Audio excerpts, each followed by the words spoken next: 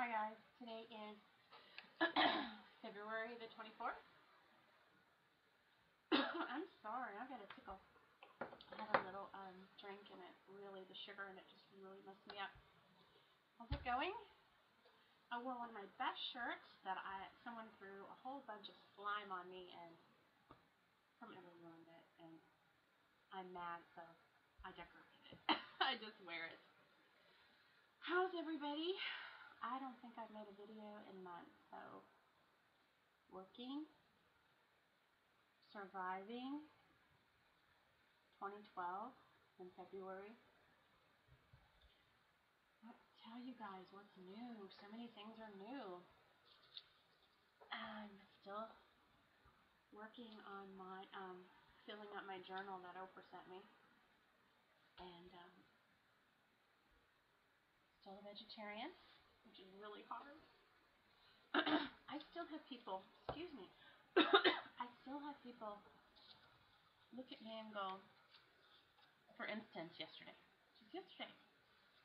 a woman goes, she pushes away from the table and she goes, Kathy, how can you live without meat? That's what she said. Honey, I'm making a video. Can you shut my door and turn off the TV? Yeah. Thank you. Thanks. And I actually looked at her and I said, it's easy. She was actually eating this, I don't know, it looked like brown, stringy muck. And they kept pulling bones out of it. It was really grossing me out. And privately, she told me it's not what they really make, but it's what this chick made. And she served it to them. They brought it to work. And it was mole, but not really, because there's no peanut butter and no chocolate in it. Which means, you white people, it's a Hispanic dish, but not really. But she's calling it mole, and it really wasn't mole. She used sugar. So, but it was stringy chicken. I guess cooked and cooked and cooked forever. I don't know. I don't know if you guys know what mole is, or some of our other Hispanic dishes.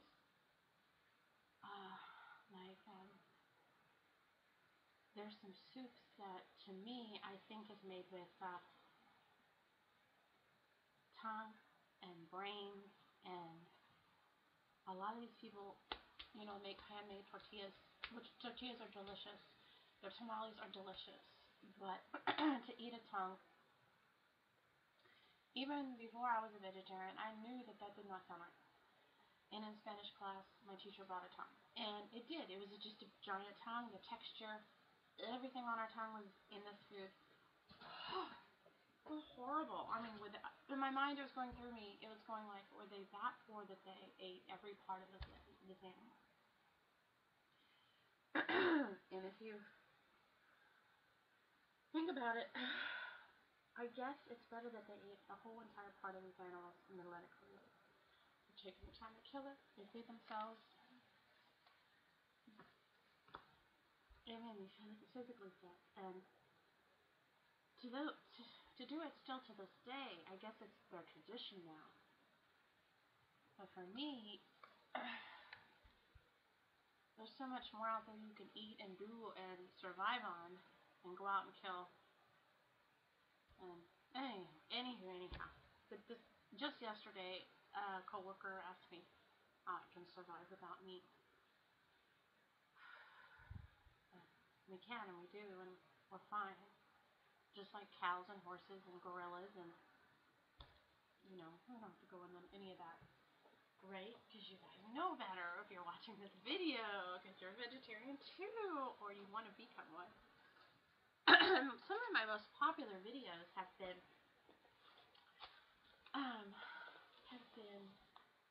my enema one, and I'm like, are you out there searching how to do a home enema? And I'm like, you must be. And I'm sorry if you started watching that video and I didn't explain it or show you. I'm not gonna show you my home enema. I'm not gonna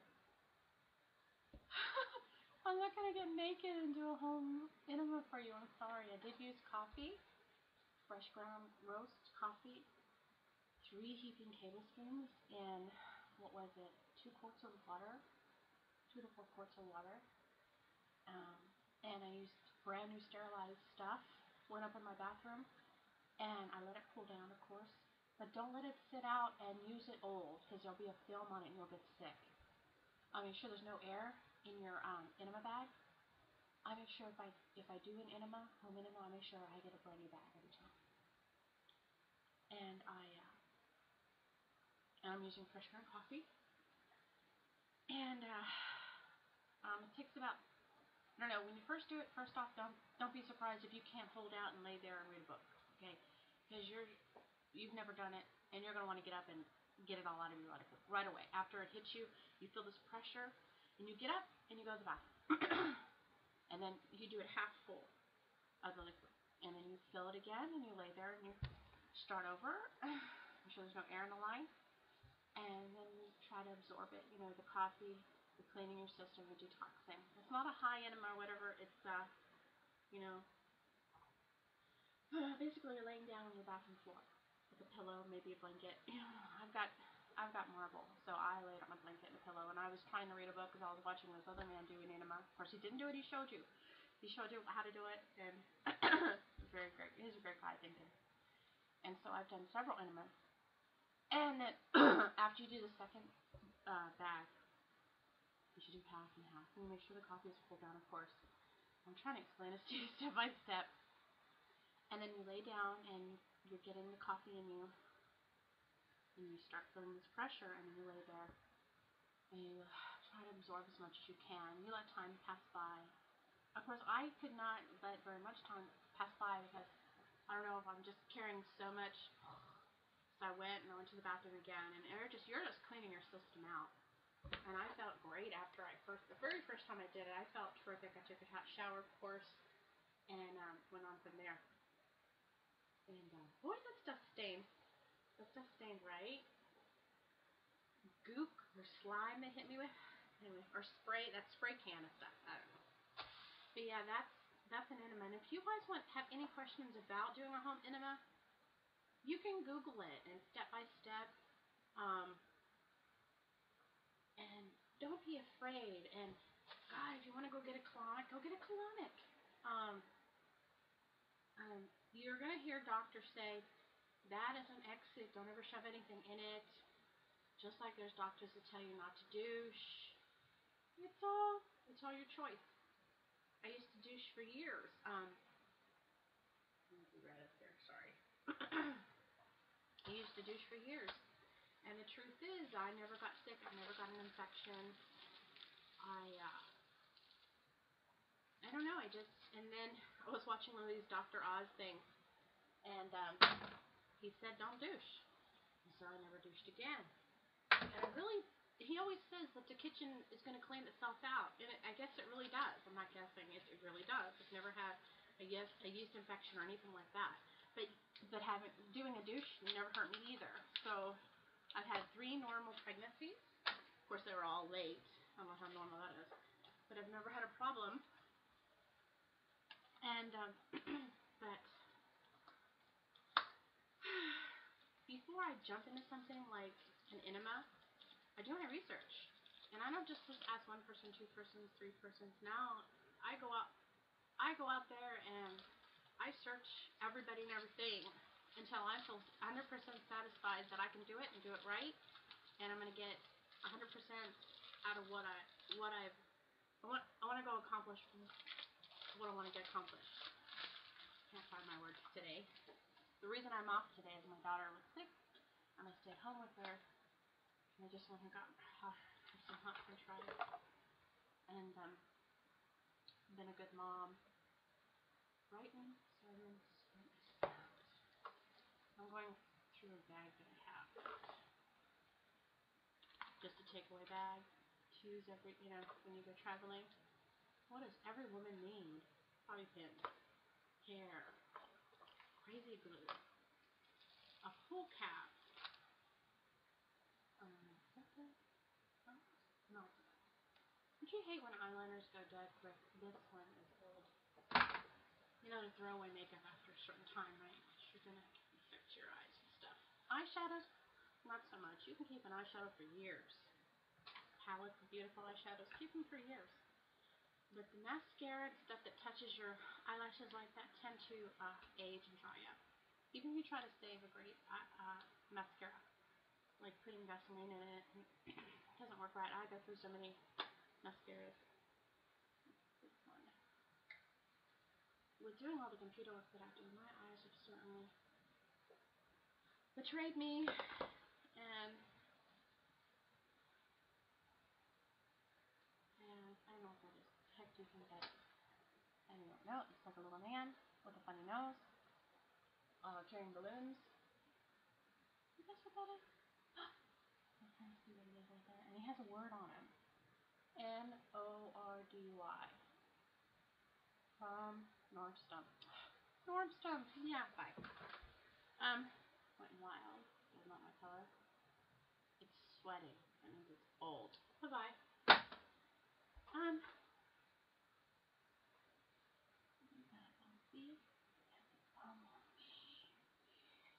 Look, I'm in a mirror. I'm in a mirror. You see it? Here, go on. I'm gonna keep it. What do we have here?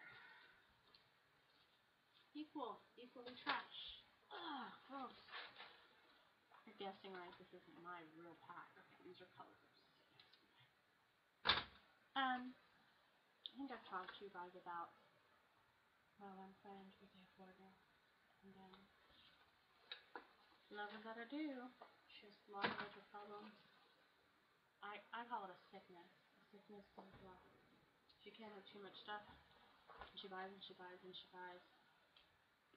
Any of you, I gradually bring stuff up to my house and go through it, get rid of it, resell it for her. And here's one of her tags. And she buys and she buys and she buys. And any of you, I'm selling off her stuff slowly, or donating it, making people happy. She has 4 storage shelves with stuff I need to go. She's downsized from I'd say close to 3,000 square feet home to, I'm sorry, you're trying to hear me, to a very tiny apartment, like 2 bedrooms. Somebody. So. This I have no idea what it is. I have to read up on it. What was I talking about, guys, that led me into going fitness? Getting nervous when I get on TV. Or making a video for y'all. We were talking about enemas. Got it. Remembered.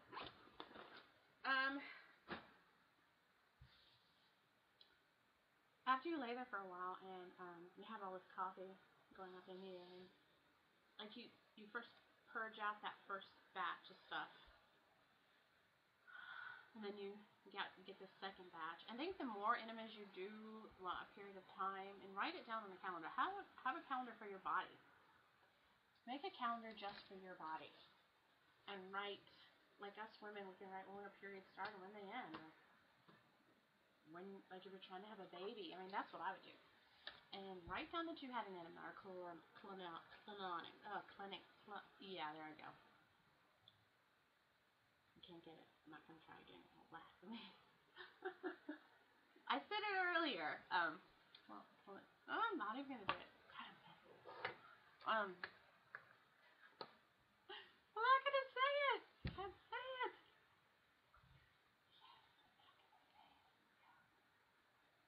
I'm going to. Anyway, I'm trying to make some funny stuff over here, and it's not working. I can't say it. Can you say it for me? Can you say it? But when you do your first one, you're going to be nervous because you're alone and it's not done in an office with doctors.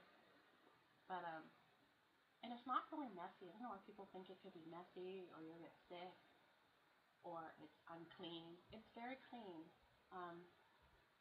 And if you don't have coffee and you just want to do I don't know, I've done a water enema and it's cleaning out just as well. But if you're fighting cancer, and you've seen some of those documentaries why people do coffee enemas,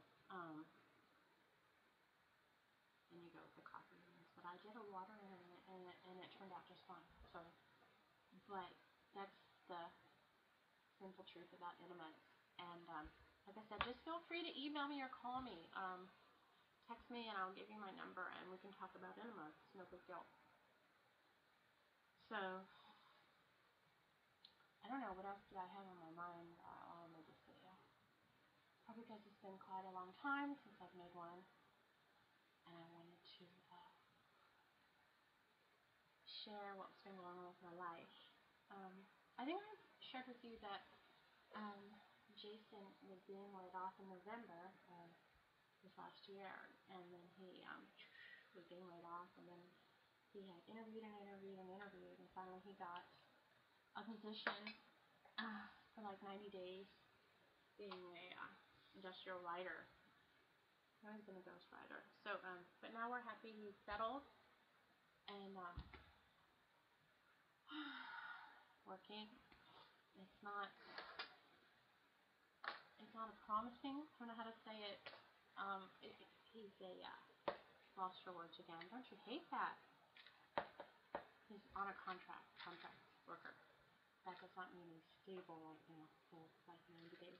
So anyway, but I have to save my uterus to shrink it back because I have a large uterus. I don't know if it's from the kids or I don't think my mom had one, but I'm on this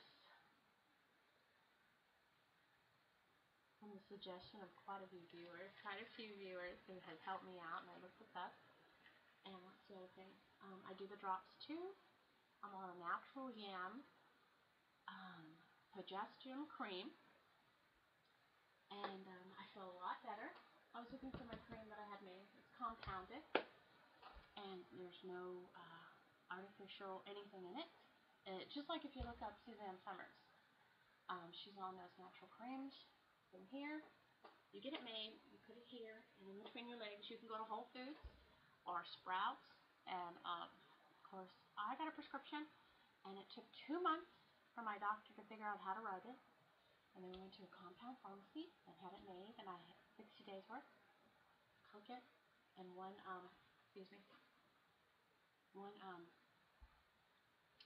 little dosage, and so I'm good to go. I feel better. I feel like my uterus is shrinking. I'm going to give it a while, and then I'm going to go see a doctor and check my uterus again, because the last doctor's name was Virginia, who wanted to cut me, take everything out, and then she goes, by the way, first she says, well, what is the word? How close are you with your uterus, or how attached are you with your uterus, and by the way, you want me to take out your ovaries while we're in there. And I'm in shock saying, what? Never been under the knife in my whole life. I've had a couple stitches because I had baby. I was scared. And I've never been put under in my whole life. I had all my kids watch, right? So, it was on a Monday, and I was just like shocked and shaking and scared. I didn't want to be cut. I don't want stuff taken out of me. And on this path in my life that it was telling me, I'm like, well, set up the appointment. Let's get it done. She wanted to do it the Monday before Thanksgiving, or it was a Monday before Christmas. I don't know. And then we started looking her up and found out that she was a pretty bad doctor. She had a lot of bad ratings. But besides that, she just wanted to cut me open. And I think she does it to a lot of women. I ask around, and I talk, and I listen. And one woman had to go back in after getting her uterus taken out through her vagina. Blah, you ever seen that done? Look on YouTube. And it's disgusting. I feel sorry for the women who are loaded with polyps or whatever they're called, cysts, or she said mine was normal, other than it was big. So I didn't even ration thinking about it.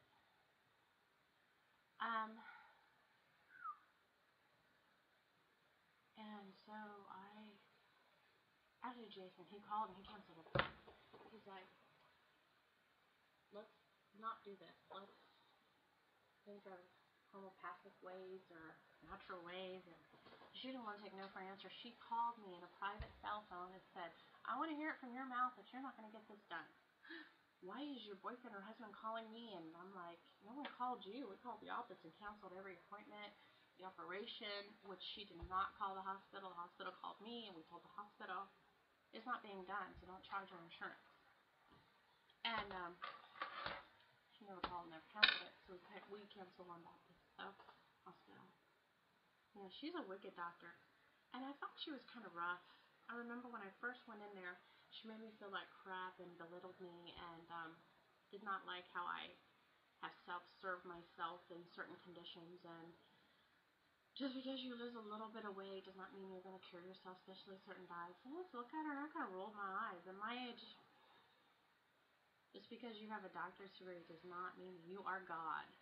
And so that's how I handled her, and she handled me another way. And I read a lot of statements from people how they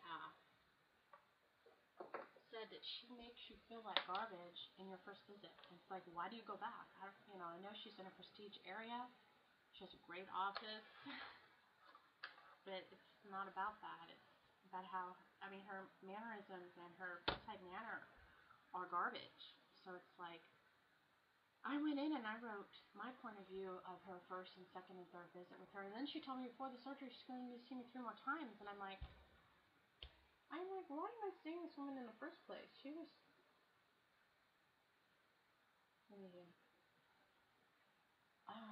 I think I remember telling you guys how I have been, I did a juice fast. And I actually did a water fast. And, I basically cured my own diabetes. Which runs in my family because my father died both of his cut off.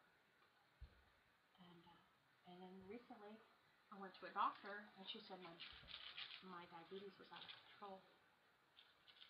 And even no matter how much weight I've lost, and just like my blood pressure, the doctor said that my heart had been expanded because of the weight gain, and it's just like an empty tire that needs to, so do not get off the medicine.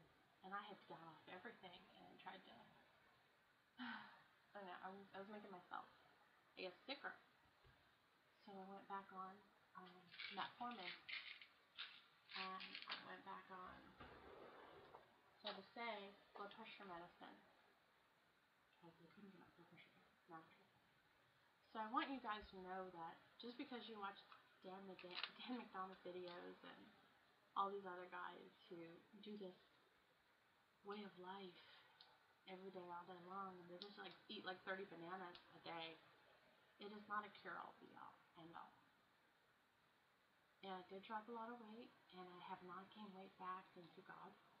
And remember, Jason lost 32 pounds since he started this show. And it's a sitting position, riding, not moving at all. He's gained 7 pounds back. I'm really obsessed with that. And what he's doing. And his sinuses came back where I used to smell this pungent odor, and I'm upset with that. So he's having brown sugar on his oatmeal every morning. And the sugar, he can't do dairy or sugar. And it's just unbelievable what it does with him and sinus. It just smells. So that's his deal. I've got my deal. So the only thing I think of that for me is to go back to juicing again and cut out quite a lot of the cooked foods. Because the moment I went back on cooked foods, the weight gain came back, and like I said, no, not the weight gain came back. I didn't gain any more weight back. After I lost it, I've lost it. But I've plateaued. I haven't lost any more, and that's so upsetting. Because I was doing so well, and I need to lose another 55 pounds, 60 pounds, and then I'll feel a lot better. I'm not bone thin, but I've jumped that hurdle, and I've gotten over those 30 pounds, so I feel a lot better. I realized that I had to go back on 2 different pills again, and I'm still on the black Kohashi. I'll show it to you. Pronunciation kind of sucks for the uterus thing. But, watching Dan McDonald videos, it has changed my life, and it's for the better. And I would never not change any of that. And he opened my eyes to so many things. I would be watching his videos to this day, which I still do, but less often because I've got 2 jobs. And, you know, I'm caretaker of my mom. There's just thousands of things that when you first get into something, it's like a new love. You're like 100% on it. And you're like absorbed with Donald. And, you know, I'm still on his email list, and I still get his great videos, his personal ones, and his YouTube videos. And I guess that I just need to go and do a detox or a water fast away from my environment, away from work, away from books and the jobs. And maybe this summer I'll take the time and I'll do that. Go find a place. And I just need to do it for myself, I guess. And not for others. Just spend some time. Hey, I think it's cute. Take some time for me. I haven't been doing that in a while, and that's probably why I'm stabilizing my weight. I can't lose. I haven't lost. I don't want to say can't lose anymore. So,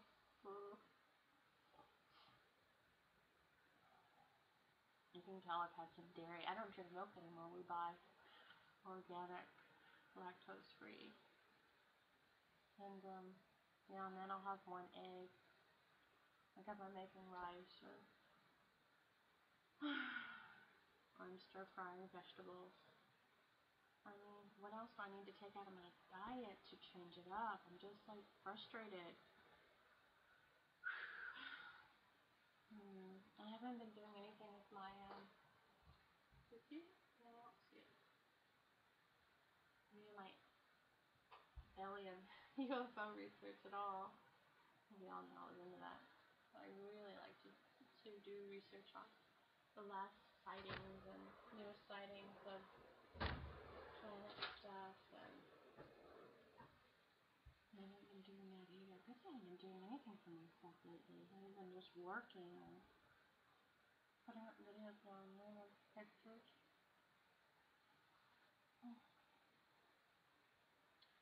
I wonder how Andy's doing. Shout out to Andy. And, yeah. I'm sorry I haven't been keeping up with my videos. And, I want to order that one juicer where it's great for, like cilantro and, the tinier herbs and like dandelions. And I think it's a silver one. And it has two like grinder things going at the same time, and you feed it, and it has little square things. I think I want to order that. I think that would be a great addition to my KitchenAid and Breville. And it might motivate me more to eating less cooked foods, because the cooked foods tire me out. It takes a lot of energy. I mean, I just had baked macaroni and cheese, and I'm fully sleepy right now, and it's taking a lot of energy to keep me motivated and move. And I had some bread, and it's just taking me all down here, honestly.